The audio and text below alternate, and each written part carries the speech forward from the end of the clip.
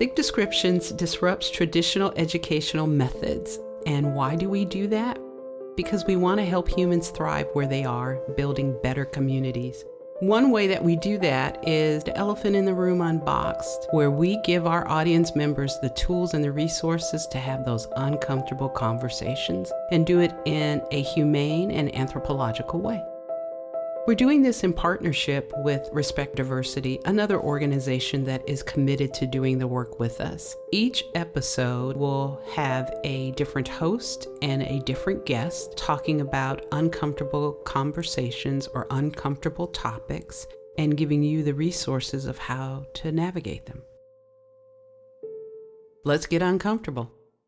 Hello, everyone. My name is Suzette Chang. I am the founder and CEO of Thick Descriptions, and I have the pleasure of talking to a very cool human being by the name of DesJean Jones.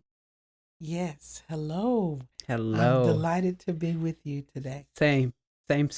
You and I met, about 5-6 years ago?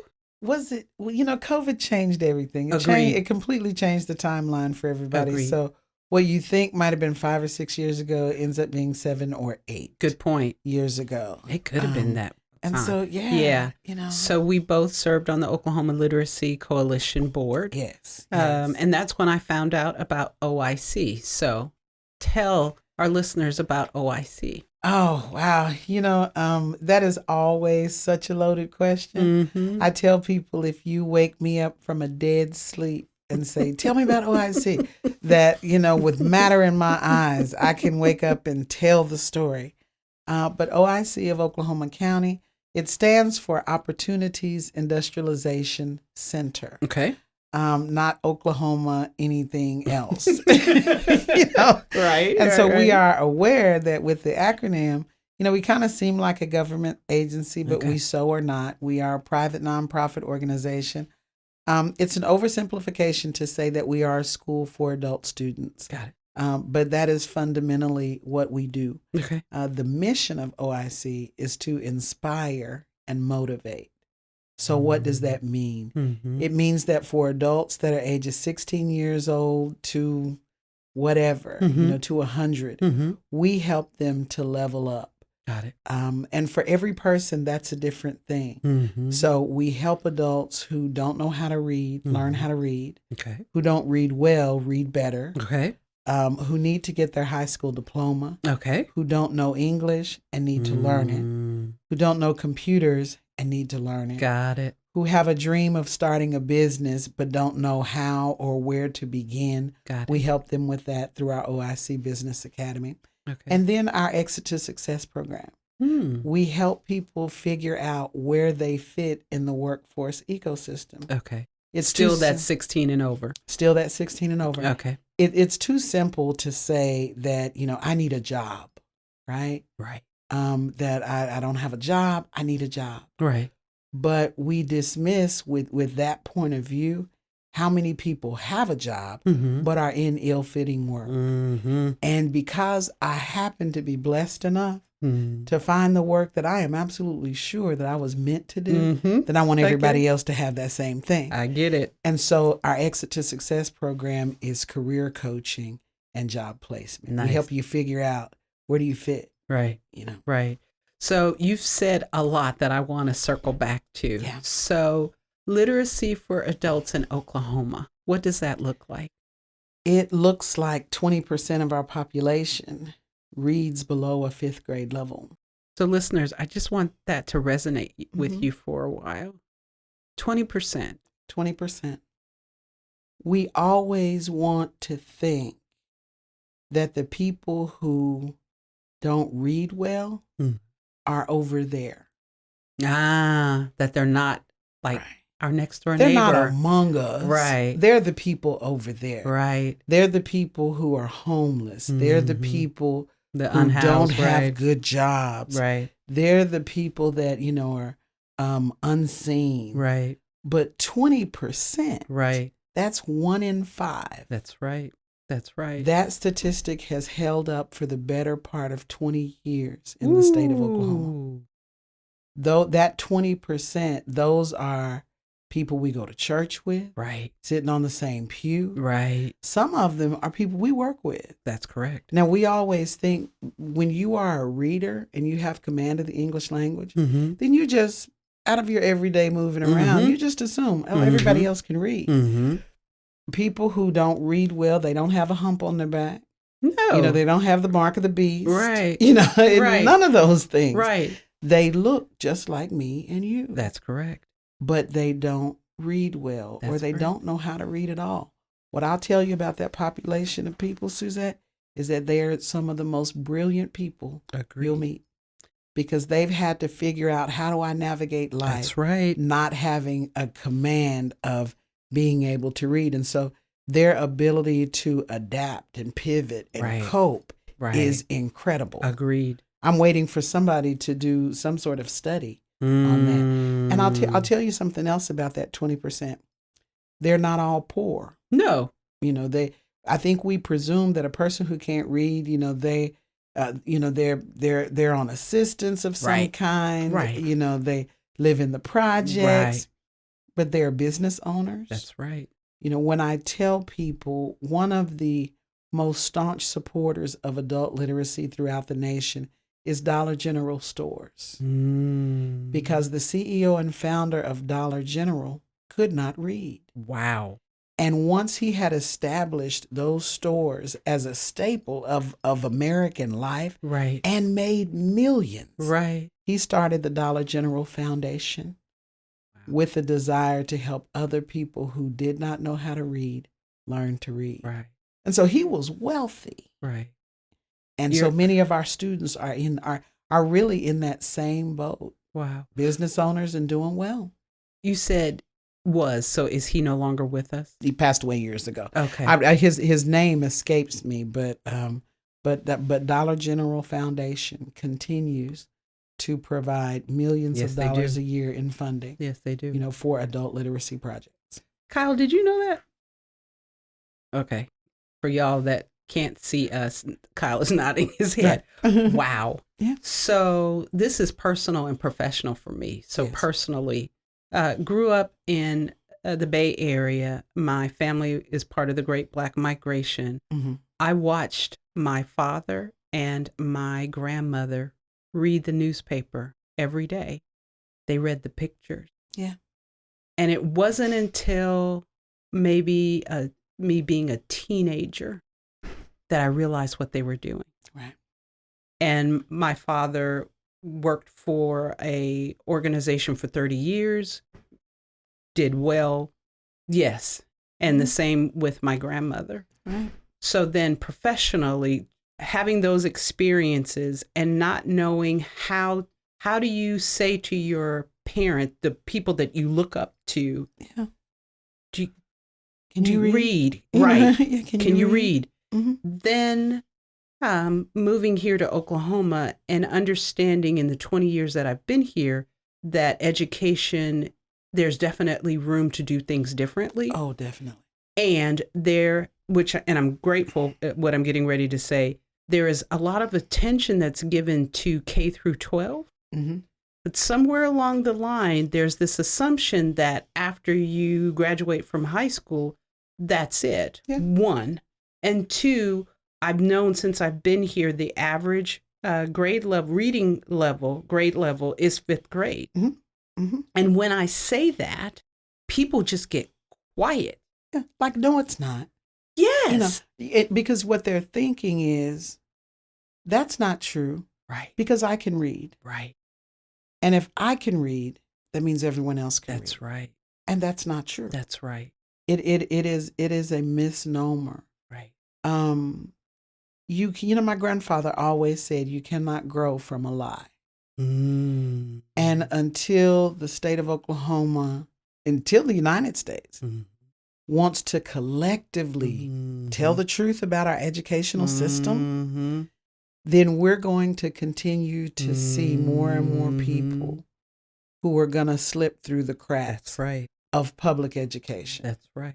Now, I say that because when we think about people come here from all over the world to take advantage of our very robust college and university systems. Right. But the real truth of it is that we're not adequately preparing our children, Right. to migrate into those systems. Right. 70+% of incoming freshmen into the college and university system need remedial reading. That is correct.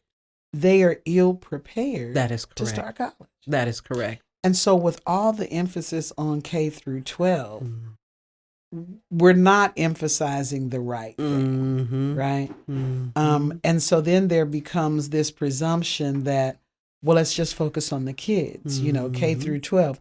Yeah, but what about the kids that were already in K through 12 and are now adults?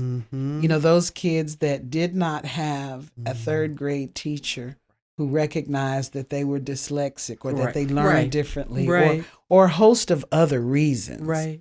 What about that kid? Right. Because what happens with that kid is that they're struggling. And we know the ones who are struggling, Suzette, in the third grade, we know. That's correct. Who are not reading on level. That's correct. They continue to struggle with public school systems that want to implement what I call one shot, one kill systems. And that's just, I swear, that's just a whole nother conversation about the real benefits to empowered teachers, teachers who love the craft and who are called to do it.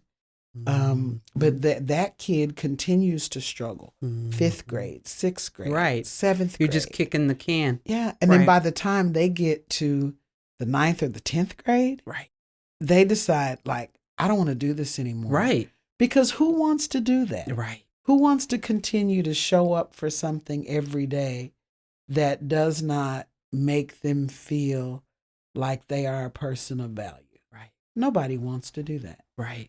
And nobody talks about what happens with those kids. Right. That turn into adults. Yeah. Right. Those kids have the same experience as every other kid. They get older. They have jobs. They buy cars. They buy houses. Right. They have children. Right. And still, because they have suffered academic trauma and they don't read well, then somebody's got to help them. And I think that's the thing, is that we always presume that poor little third grader, somebody somewhere is going to do something. But what if they don't? Right. Then there's OIC to remind them that what the world has said about them is absolutely not true. Right. Every person can learn, even if they learn differently. Right. And that they get a 2nd, 3rd, 4th, 10th, 12th chance to make it right. Right. So what I'm hearing you saying is not only the statistics and the data to support the need for OIC and other spaces that are committed to adult literacy, it's the stigmas that are attached to it. Absolutely. It's the stigma more because, whenever I'm taking somebody on a tour of OIC, I talk a lot about academic trauma. I remember doing a tour for a retired group of educators. Took them into, the students were in some sort of workshop, took them in, said, hey guys, I want you to meet some friends of mine, introduced the folks. I said, hey. When they came out, one of them, now this was a retired college professor. He said, I'm surprised they look so normal. Now you all cannot see the look on Suzette's face because you can't see the look on my face. When I tell you I wanted to chop him in the neck. Oh my gosh. And my laughter is my coping mechanism. So just so you know that I'm not laughing at that. It is so frustrating to hear that this is how I cope. But the fact that it was an educator. Right. See, what that tells me is that K through 12. See, what happens with a lot of these young people. At OIC, we have a saying, we don't believe in high school dropouts. We are acquainted with high school pushouts. Okay. And so, whereas there could have been that teacher who saw something in that kid and took some extra special time, which, that's the Lifetime movie that we all hope actually happens. Right. The reality is that they get tired of being made to feel like the reason they can't excel academically is that it's their fault. Right. There's something wrong with you. Right. And then you couple that with educators who will say to them, Right. I don't know what's wrong with you. You're never going to learn. You're never going to get this. You're just slow. And so for the whole of their lives, they're walking around carrying that. That's right. Because we are our harshest critic. We are. In between our ears. Yes. And when they come to me, the truth is, one of the things I want people to understand when it comes to, studying for a high school equivalency exam, what the rest of society calls a GED, you can go to the library and get the book. Yes, you can. You can Google enough stuff. Yes, you can. Study on your own schedule to take tests. Go take tests. Yes. You can take it till you get it. Yes. They do not need us. They really don't. Why then would they continue to come? Because they need somebody to help silence the voices in their heads that are telling them they're not enough. Right. And that's what I remind our staff of, that really that's what we're here for, to tell them every day, let me tell you something, you can do this. These numbers are not scary. They are not your enemy. We can help you get through this. Just stay at the table long enough. Right. I tell every student, what I can guarantee you is that we're not going to quit on you. And if you'll just keep coming, then we are going to get you to the finish line. Nice.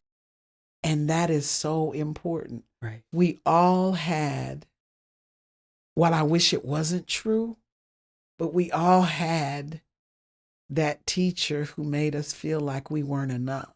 I remember mine. Same. And I was a great student. I was a kid who, I loved the process of school.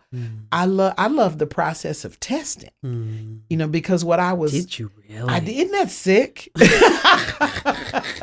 Isn't that goofy? That's not me. That is goofy. It's you. I loved, like the last time I did this test, I made this score. Let me see if I can do it even better, even faster, even stronger. I felt like I was, academically bionic.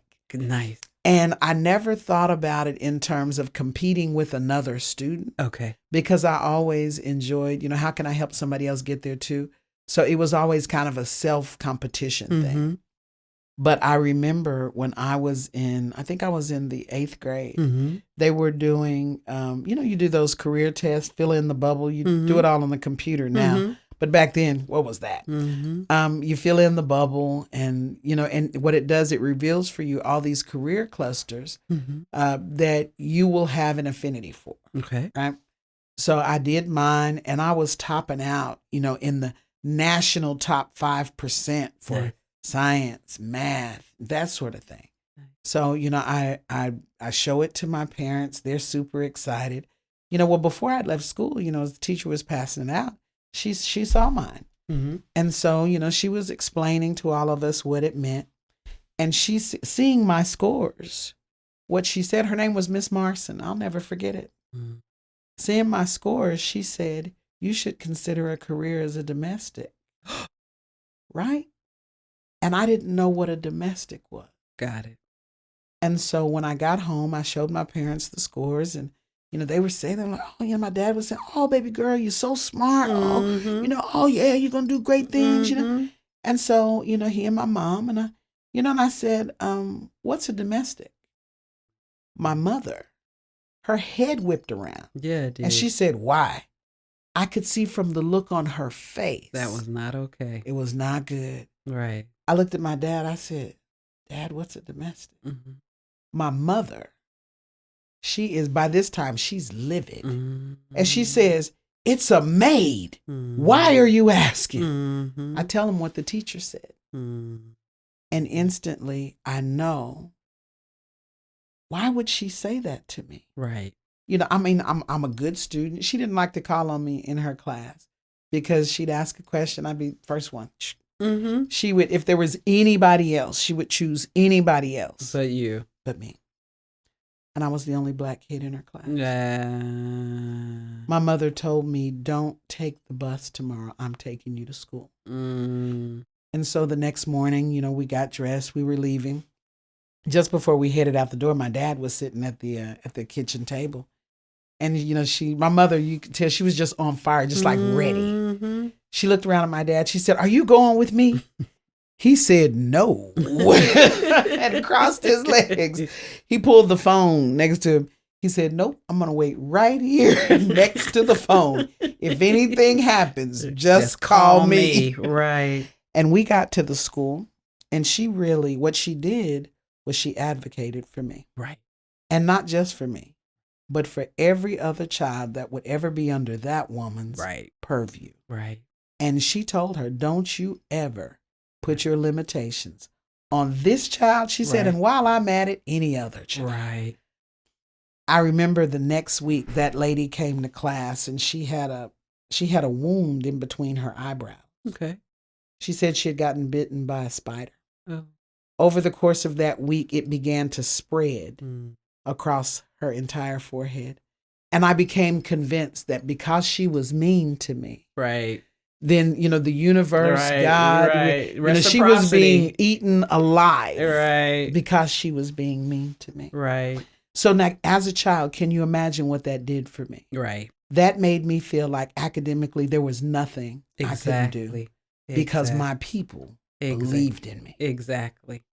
The adults that come, if no one has done that for you, then here you are, an adult, 35, 40 years old. Right. You need to get your diploma, but the only words that are ringing in your ears are that teacher who told you you weren't enough. Right.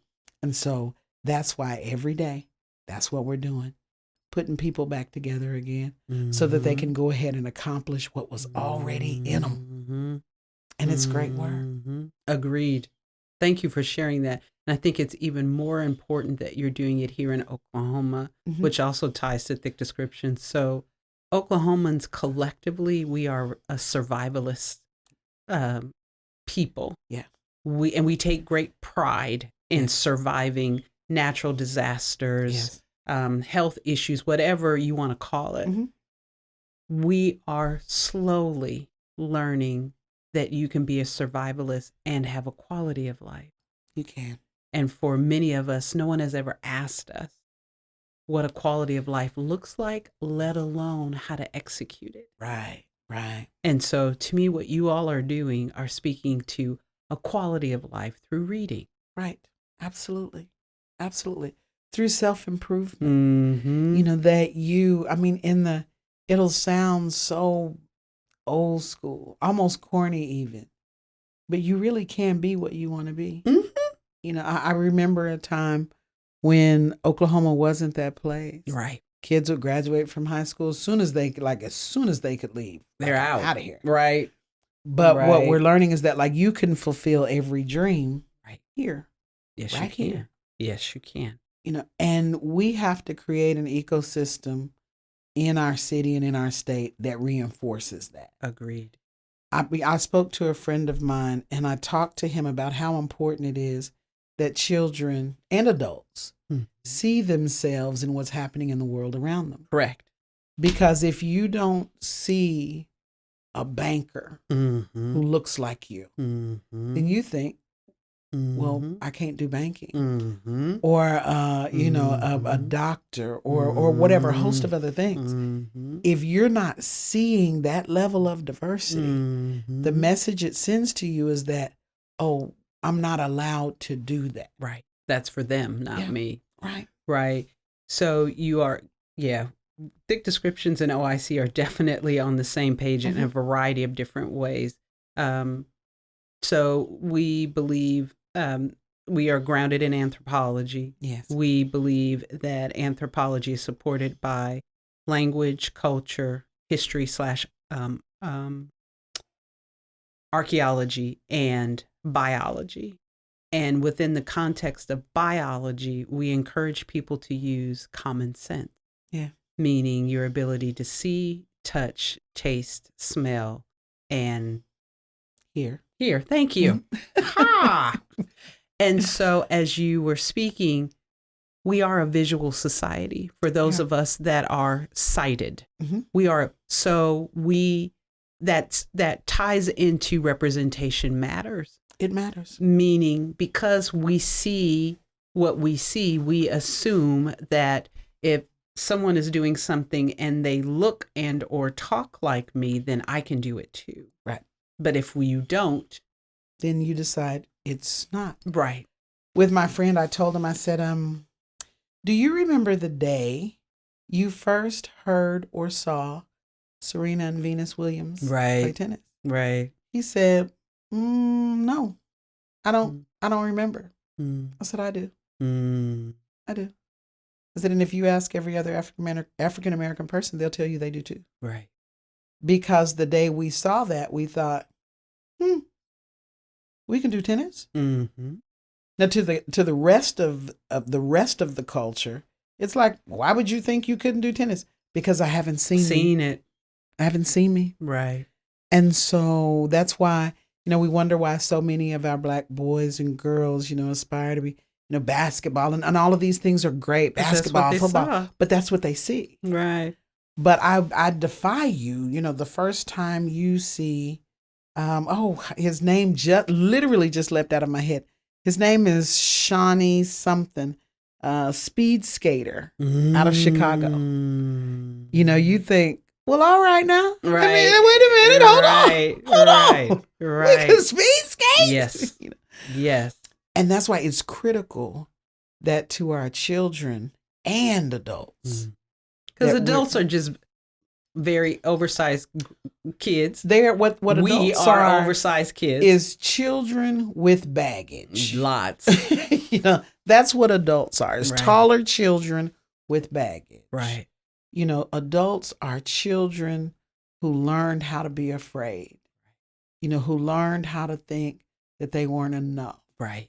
Who accepted that I'm not supposed to do this. Right. But you are. Right. Right. When scripture talks about childlike faith, the importance of that is that you come without thinking that God has anything against you. Right. Because only adults think that. Agreed. That's an act of maturity. That you must be mad at me because of what I've done. And it's not true. It's not true. Wow. This has been a very powerful conversation about the significance and importance of literacy, of reading, of comprehension, of all the things that are connected to reading for adults. Yes. This is my perspective of my research in Oklahoma as it relates to adults and reading / comprehension. Mm-hmm. That there is an assumption that it's okay, and you spoke of it earlier, for those that come from other countries where English is not their first language, it's okay for them, but for whatever reason, it's not okay for Americans. Right. There is a level of hypocrisy in this country that so limits all that we could do together. Until we learn how to treat opportunity. See, we in this country, we treat opportunity like it's pie. Like there's only so much of it. There's only so many slices. Right. And it has to be rationed. Right. And if I take a slice, that means you can't get a slice. Right. But the truth of the matter is opportunity is like sand. Yes. And there's more than enough. Yes, it is. For everybody. Yes, it is. We don't have to be in the same sandbox. Right. Me dipping out my bucket of sand on the beach doesn't diminish the amount of sand that's on the beach. Right. And that's the reality of opportunity. Right. But it doesn't work if you continue to gaslight people that you don't want to have their cup of sand, right? What I do know is two things are true. We all come into the world the same way, and we all go out. Yes, we do. The same way. Because we're humans. Because we're humans. That's right. What happens in between, right? That's what we have some say over. Right. But only for a little while. Right. This life is a vapor. Yeah, it is. And whether I'm always amazed at how, and it is an act of human nature for us to want to categorize ourselves. And in categorizing ourselves, we have to categorize other people. Mm-hmm. What we all miss, though, is that none of us had a say. Right. None of us had a Right. say. And for me, to be fair, I get the need and the importance of categorizing folks Sure. to have a better understanding of how many men are in this space, how many children are in this space, Right. because that kind of helps you to tailor services, public services, communities, Sure. whatever services for the different needs of those different humans. I Absolutely. get it. For me, it's understanding now that we have that information, now what? Now what? You don't stop there. So for census purposes, I get it. Oh, yeah. I get the need to have quantitative information. Where you and I are on the same page is qualitative. It is. What we don't get to do is to say, for example, I'm rich. Mm-hmm. Because I'm rich, Mm-hmm. I'm better than you. You're right. And you're poor. Right. When the truth of the matter is, like I said, we all came into the world the same way. Mm-hmm. And that's where the differences began. Mm-hmm. But see, the fact that you may be rich, you didn't begin that way. No. Right? No. You didn't choose your family. No. I didn't choose mine. No. That's correct. You know, and I find myself having to give those, those disclaimers, in working with adults, because it's not sexy work. It's not children and babies. Yeah. I've seen people run out in the middle of the street to save a dog while simultaneously holding up a sign for capital punishment. Wow. Now, does that make sense? Right. Does that make sense? Right. And so in this work that we do with adults that is so not sexy. Right.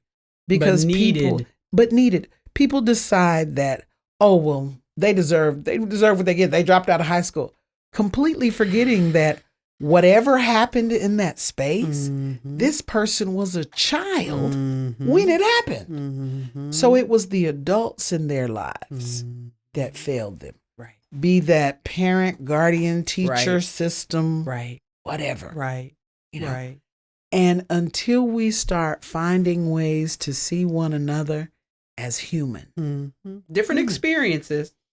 And you want to At our have core, different. I mean, we are if human. we all come to a buffet and we all bring the same dish, that's a pretty boring buffet. Yeah, it is. I want somebody to bring the pasta salad. Somebody bring the ribs. I want some collard greens. I'm I'm just saying. I mean, let's Kyle's bring shaking his some head, y'all. variety. Right. Let's Right. do it. Right. Right. And there's a line in the movie. I love the movie Independence Day. The guy who, I don't know the name of the actor, but he's the guy who plays the president. Okay. And when he's given, they're about to get into the jets, they've rounded up all the pilots they could find, anybody who has any flying experience. You remember the drunk dude? Yes. Said, I can do it. Yes. Yes. And he's standing up in the back of that truck and he's giving them the speech. And he's saying, it's Independence Day. And maybe that takes on a whole different meaning. Because now for the first time in history, we're having to fight for our right to survive, to just survive. And maybe the whole of humanity, we won't really get it until maybe we'll stop being rich, poor, black, white, male, female. Maybe we'll stop being all of those things when we get to the point where we've got to fight for our right to survive. Now, the truth is, nobody should understand that better than Oklahomans. Oh, yes. Because what we will do, and I'll admit this because I'm a native Oklahoman, we'll judge other communities if they don't come together in a disaster. Right. We all collectively looked on Hurricane Katrina and said, what's wrong with those people? You Funny, mean not nobody? funny, yes. Nobody came together to organize the water. That's right. And all of that. That's Stack right. the bodies up over there. That's right. Because we understand that is an Oklahoma gift. And we take great pride in it. Great pride.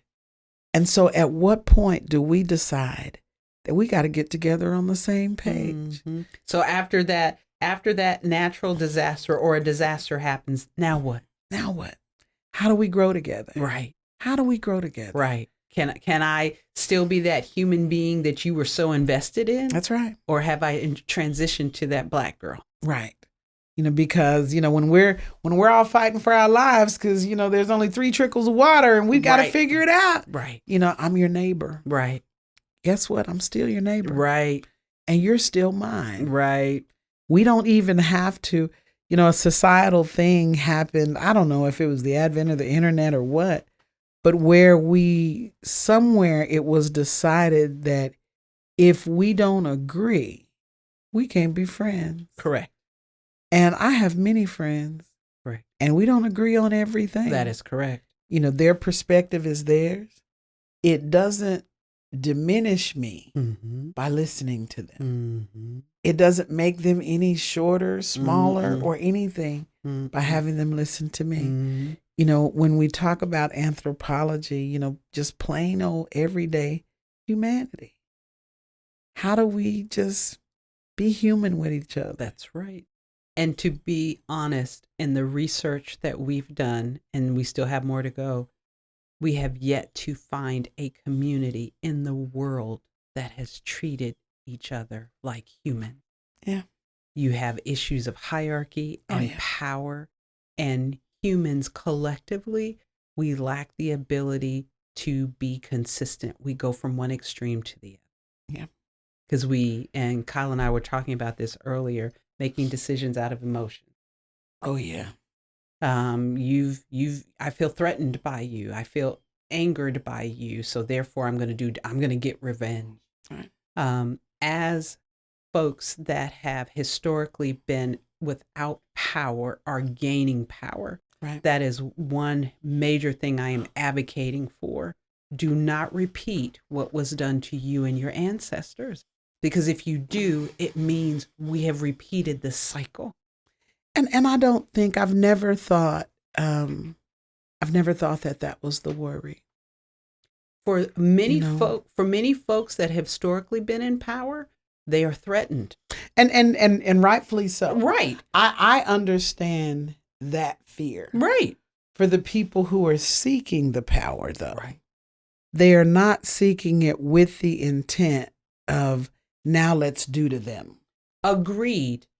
However, if you have if you've had power for generations, and someone whose intent is not being communicated, you just see them infringing upon your historic power. Sure. It's going to get uncomfortable. But to me, that's part of the strategy of, as those that have historically not been in power are gaining power, that has to be part of the conversation. I need you, Mr. So-and-so, to trust me that when I'm in positions of power, I'm creating a space for you as well. I'm not replacing you. Yeah. I want you here because you've got wisdom and experience that I don't have. Yeah. I got to be honest with you, though. I think it's a naive perspective to think that the conversation can be had. Because for those in power, anything that infringes upon that is going to be a threat, and it's not going to matter what the group or individuals seeking to acquire. It's not going to matter what they say. Fair. It's not going to matter what they say, because at the end of the day, you're responding in fear, though you won't identify it as fear. Right. Now, in the 20 plus years I've been here, I have seen those shifts. Yeah.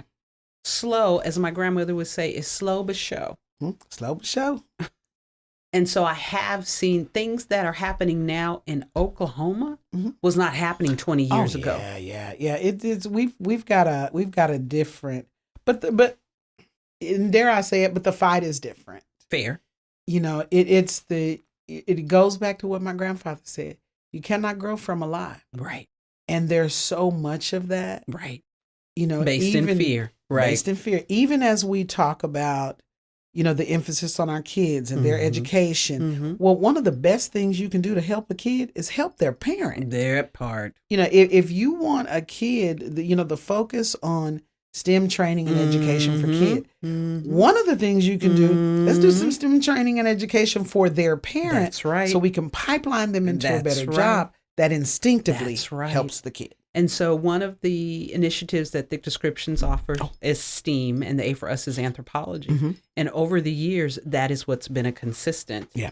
We invest the time and energy and resources into the kids, and they go right back into situations that do not support. Do not support them. And so we are looking at expanding that initiative where it is involving families. Families. That's good. I'm glad to hear that. What we see, we can change the trajectory of a family. Right. Generationally. Right. By helping the parent.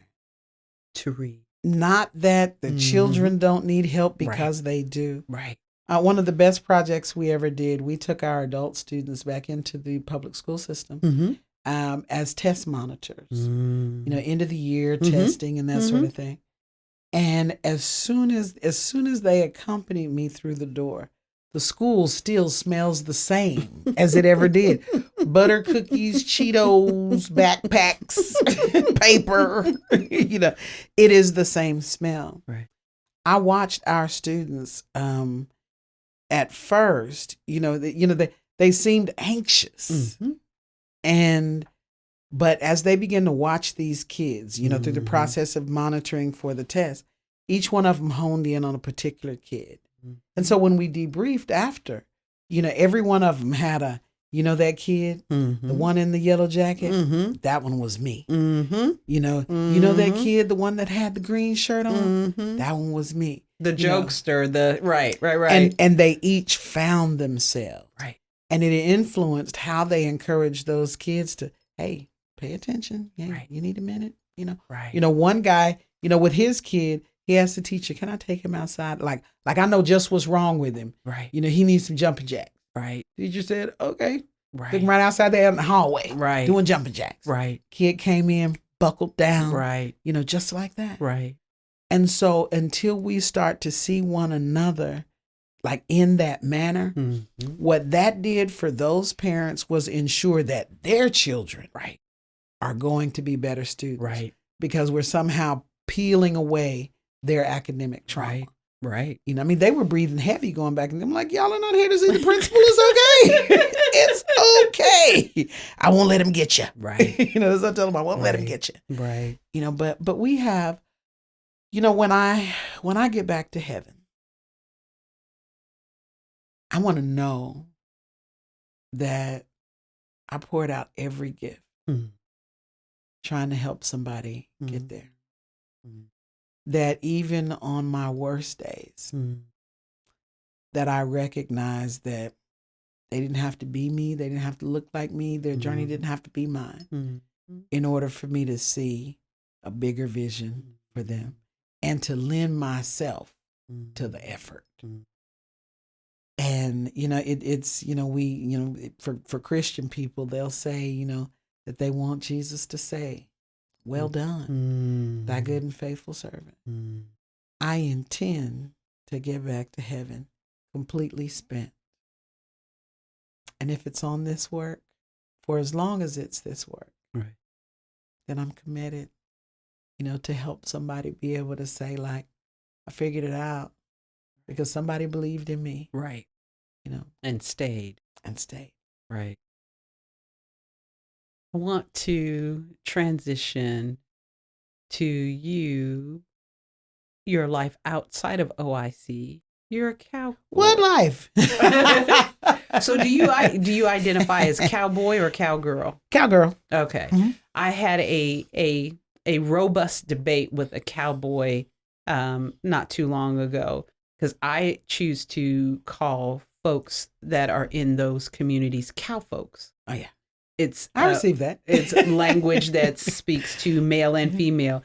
And he quickly rebutted and said, if you say cowboy, you are including everyone. I'm like, Well, The okay. anthropologist in me is like, no, you're Okay. not. Well, whatever. Take it down, dude. I'm just not going to go there with you. Okay. So you are a cowgirl. I am a cowgirl. Cowboy Nation. Go Pokes. Oh, Orange and yeah. everything. Y'all know I graduated from OU, so, Yeah. I'm just going There's that. When they beat Texas over the weekend. Of course, I'm scrolling through my feed on Facebook, and somebody inevitably puts boomer, and then they want everybody else to jump in there with the correct word. Yes. I type in there, I'm not doing that. Congratulations, OU. Thumbs up. I give them a thumbs up. That's all you're getting out of me. That's all you're getting out of me. I am not saying the two words together. Forget it. Too funny. So you are a cowgirl. I am a cowgirl. Okay. So what does that look like for you? Wow. It looks like the best tailgating that a person can ever experience. Okay. I think it means early on that I always kind of had a bit of a heart for the underdog. And I can tell you what shaped my decision. Career day. Okay. I graduated from Dale City High School. Okay. Go Eagles! Class of 84. We had career day or, college day or whatever. And so they had schools from all over the state there. And I will never forget it. I went to the room with the guy from OU. Mm-hmm. And he kept, in talking about the University of Oklahoma, he kept, making, just kind of these side swipes. He kept saying, that other little school down the road, and blah, blah, blah, OU, and that other little school down the road. Rude. And even as a child, I thought, well, that's just so disrespectful. Yes. And so then I went into the room with the OSU guy. And he opened up by saying, we have the third most beautiful campus anywhere in the country. And I was like, wow, yeah. He said, there's no actual, statistic for that. Okay. He said, but you might find one campus that looks better than ours. You might even find two, but there's no way you're going to find three. That's his statistic. Got it. I'm like, okay, fair enough. And he spoke in terms that said, like, if you want to pursue a career in this, Oklahoma State University, we have this program, accredited, yada, yada. But he also said, if you want to pursue a career in this, our sister school, the University of Oklahoma in Norman, is a better choice for you. And he spoke in those terms. Yeah. And I knew that day that, like, Oklahoma State is where I'm going to be. Got it. Because that represented, even before I really knew what integrity was, I mean, it was just a spelling word. I thought, that's the kind of place I want to be. Got it. And back in the 80s, early 90s, to be an African-American kid and find yourself in Stillwater, I mean, that took some... Yes, it did. It took some bravery. Yes, it did. Because you don't go through Stillwater on the way to anywhere. Right. You might go through Norman on your way to Dallas. Right. But you don't go through Stillwater. Right. If you're in Stillwater, that's where you were going. And what is a driver for Stillwater is OSU. Yeah. Yeah. I mean, because that's literally all there is. Right. I think it's gotten a little better now. Sure. Yeah. I had to use my GPS. I was there, a couple months ago, got lost. I'm like, well, where is the, like, what? A GPS is Stillwater? Are you kidding? We're literally a dot. Come on. But being in Stillwater at that time in my life, I have many friends who went to the University of Oklahoma, and I don't know if we agree, but here's the way I've always shaped it, is that I just felt like at OU, you learn style before substance. And at Oklahoma State, you learn substance before style. The style is the finishing product, right? The buffing, right? It happens at the end, right? But I always kind of felt like, you learn from the beginning, like, this is the Sooner way. with all this buffing on the front end. Fair. And the hope that the substance will develop. Got it. Because when you drive into town and, a pig farm is what greets you, you're going to learn some substance. Yes, you are. Fast, quick, and in a hurry. Now, just as side note, they moved the pig farm. It's no longer at the beginning of town. They moved it. And yes, you are correct. OU is very research theory based. Yes. Yes. And those years that I spent at Oklahoma State, from who I was as a freshman Mm-hmm. and who I left as a senior, Mm-hmm. two totally different people. I agree. And Cowboy Nation shaped that. I learned both the good and maybe the not so good Mm-hmm. in people. Mm-hmm. That when I was struggling and when I was hungry, Mm-hmm. Cowboy Nation fed me. People who didn't look like me. Mm-hmm. And it was a beautiful thing to see happen Mm-hmm. in a place where you don't expect that it's going to happen. So do you rope? No, I don't do any of that. I don't do any of that. Now I go watch. Because I'm also a city girl. So you see these fingernails? I see them. I I'm a see city them. girl. Now, but now I love the process. Okay. of- So because you'll watch the rodeos. oh and- yeah, Okay. love it. Okay. I love the process of that life. Okay. I literally thought you were a cowgirl. Oh no, I am an Oklahoma State University cowgirl. There it is.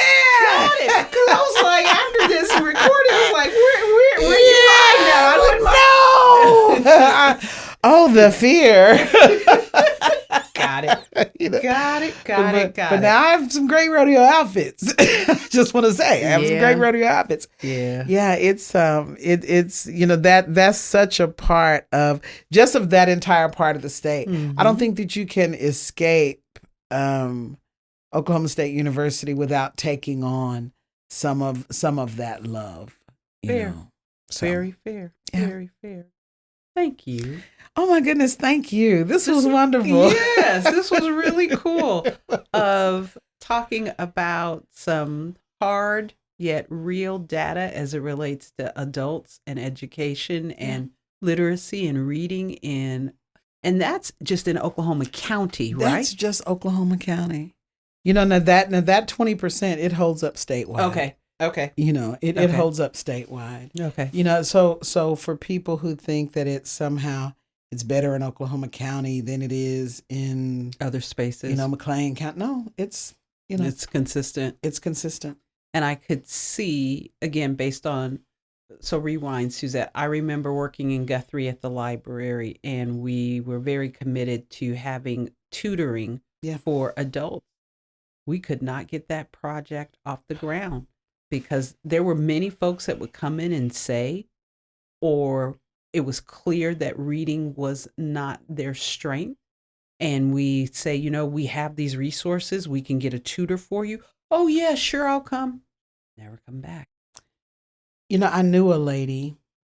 She was my mother's hairdresser from the time I was 13 years old to today. When I first became executive director of OIC 5 years ago, I was over at her place, my mother and I, and she was saying to me, I'm so proud of you. I knew when you were a little girl that you were going to do such big things. I'm excited at what's going to happen. You're the executive director of OIC. And she, without even missing a beat, she said, my mother didn't want me to go to school. Oh, wow. She wanted me to stay at home and help take care of my brothers and sisters. Oh, wow.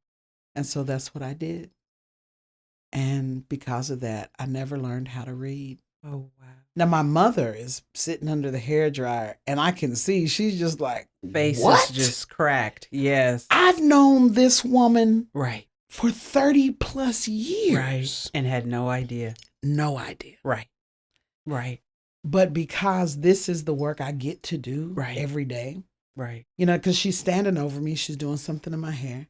I reach and I touch her hand. And I say, I want you to know that we can help you with that. And she, she comes around, stands in front of me, and she says, now, I can't sit in anybody's classroom. I can't be in a class. I can't, you know what I mean? Some members of my own family don't even know that I can't read. You know, my daughter helps me, you know, with paperwork and stuff like that. I said, no. I said, we'll assign you, you know, we'll get you a tutor and, you know, he or she, you know, will help you one-on-one, you know, in a space that's comfortable for you. It has to be in public. Right. You know, and so she agrees. I give her the information, you know, phone number, saying, call me. I'm going to connect you, you know, to the right lady. When my mother and I leave, you know, I'm driving. My mother gets in. She's just like, still in shock. I never knew that. You would never know that. No. And this woman, she is a business owner. And I don't mean like side hustle. No. I mean, you know, she owns 3 homes. Right. The car's in her driveway. Right. She had a Range Rover and a Mercedes. That's right. You know, so that's right. You know, how did that happen? Because it happened. That's you know, transplant probably, I don't know, 6 or 7 months into the future. I'm back at her place. You know, we're talking, blah, blah, blah, blah, blah, blah. She says, oh, I want to show you something. It's okay. And then she disappears in the house for a minute, comes back, and she gives me a greeting card. I'm reading the greeting card. I'm like, oh, this is really nice. She says, I'm going to give it to my tutor. I said, oh, she's going to love it. And then she says, and I picked it out myself. Do you know we wept sitting right there? Because something so simple. I picked the greeting card out, which means I had to read the words. That's right. To make sure it's communicating the expression that I want to communicate. That's right. I don't ever want that to not be a big deal. Right. That's a big deal. Yeah, it is. And so when someone comes to us and their desire is to learn to read, it's so that I can read with my kids or I can, you know, pick out a greeting card or read the text messages that my grandbaby send to me. We can't treat that like it's a common everyday occurrence. And so sometimes, even as literacy organizations, we have a reading program for adults. The first thing we do is, you know, type up something, post it on Facebook, print up a flyer. But for the non-reading public, they can't read it. So who we have to be talking to is the people around them who love them, you know, and they trust. And they trust. Right. She would never have, you know, in speaking about the library project in Guthrie, she would never have wandered into that library and said, you know, yeah, now's the time where I'm going to learn how to read. Because you understand, she's been lying about this and for 50 years. And been successful. And successful. You know, members, and she was right, members of her own family did not know that she could not read. And so, you know, the language has to be different. You know, not condescending, not, you know, I tell people that not Charles Dickens, please, sir, could I have some more? You know, but it has to be respectful, right? And respect the journey. Right. That right now is the right time. You know, you want to accomplish this thing. There's nothing stopping you. Right. Right now is the right time. Thank you for bringing more awareness and shining a brighter light on a component of our communities that needs to operate differently. Yeah. And they need our support. So how can folks reach out to you? They can go to our website, oicokc.org. Okay. They can call us directly. Okay. 405-235-2651. Okay. Or they can stop by our location. We are right on the corner of Northeast 30th and Walnut. Okay. Over by the state capitol. Nice. There are twin buildings on that corner. We're the one closest to the street. Nice. And so it's what a tremendous opportunity it is to do this work. We are always looking for tutors. always looking for teachers, whether they want to teach during the day, evening, online, and just always looking for volunteers who will help us reach the public. Yeah. Thank you. Thank you. This has been a delight. Same.